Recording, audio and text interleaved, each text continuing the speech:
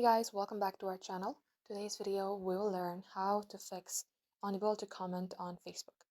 So first thing first, head over to your Play Store and make sure the application that you're using, Facebook, is updated. Search for Facebook.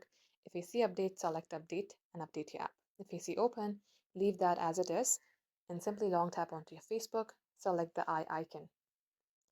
Now in here, scroll below, go to Storage and clear the cache. If you remember your credentials, I also recommend you to clear the data. Read all these and delete.